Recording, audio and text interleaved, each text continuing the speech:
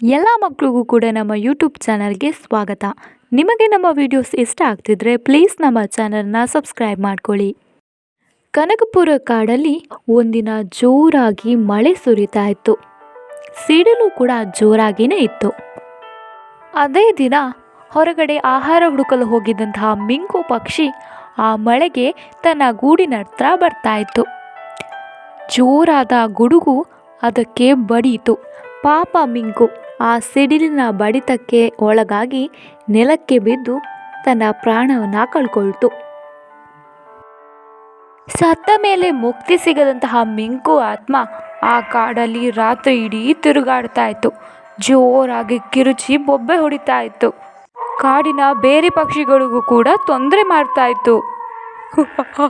ನನಗೆ ಮುಕ್ತಿ ಸಿಕ್ಕಿಲ್ಲ, ನಾನು ಯಾರನ್ನು ಸುಮ್ಮನೆ ಬಿಡಲ್ಲ, ಎಲ್ಲರಿಗೂ ತೊಂದರೆ ಮಾಡ್ತೀನಿ. ರಾತ್ರಿ ಆದರೆ ಸಾಕು ಇದರ ಬೊಬ್ಬೆ ಜೋರಾಗ್ತಾ ಇತ್ತು.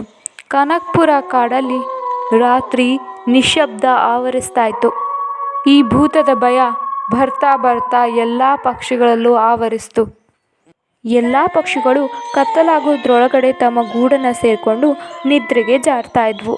ಮತ್ತು ಅವುಗಳು ಯಾವತ್ತೂ ಹೊರಗಡೆ ಬರ್ತಾ ಇರಲಿಲ್ಲ. ಅಯ್ಯೋ, ಬೊಬ್ಬೆ ಕೇಳ್ತಾ ಇದೆ, ದೇವರೇ ನಮ್ಮನ್ನು ಕಾಪಾಡಪ್ಪ, ನಾನು ನಿದ್ದೆ ಮಾಡಿಬಿಡ್ತೀನಿ. ಕೆಲವೊಮ್ಮೆ ಮಲಗಿದ್ದ ಪಕ್ಷಿಗಳ ಮನೆಗೆ ಬಂದು ಮನೆಯ ಗಾಜುಗಳನ್ನು ಕೂಡ ಹೊಡಿತಾ ಇತ್ತು.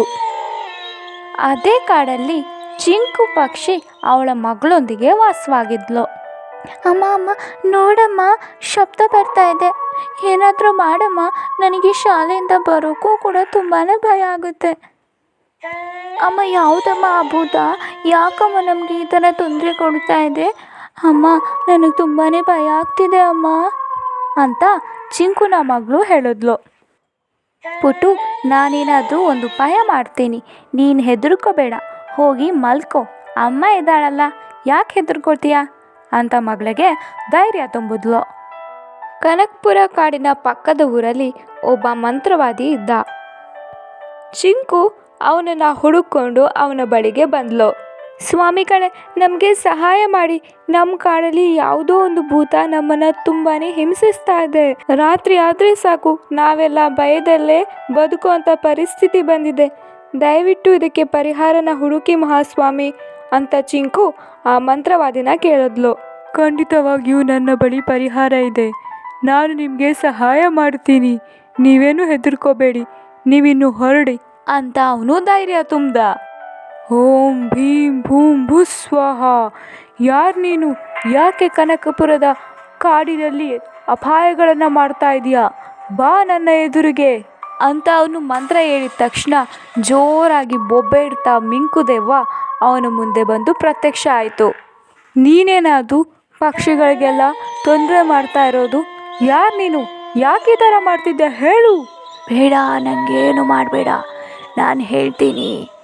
ನಾನು ಕೂಡ ಕನಕಪುರದ ಕಾಡಲ್ಲಿದ್ದ ಪಕ್ಷಿನೇ.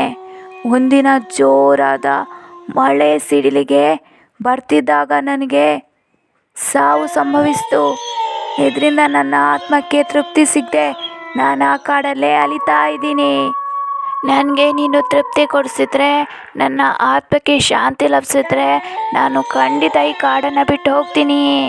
ಸ್ವಾಮೀಜಿ ತನ್ನ ಶಕ್ತಿಯನ್ನೆಲ್ಲ ಬಳಸಿ ಅದರ ಆತ್ಮಕ್ಕೆ ಶಾಂತಿ ಲಭಿಸುವ ಹಾಗೆ ಮಾಡ್ದ. ಅಂದಿನಿಂದ ಆ ಕಾಡಿನ ಪ್ರಾಣಿ ಪಕ್ಷಿಗಳು ಯಾವುದೇ ಹೆದರಿಕೆ ಇಲ್ಲದೆ ತುಂಬಾ ಸಂತೋಷದಿಂದ ಕಾಲ ಕಳೆಯೋಕೆ ಶುರು ಮಾಡಿದ್ವು.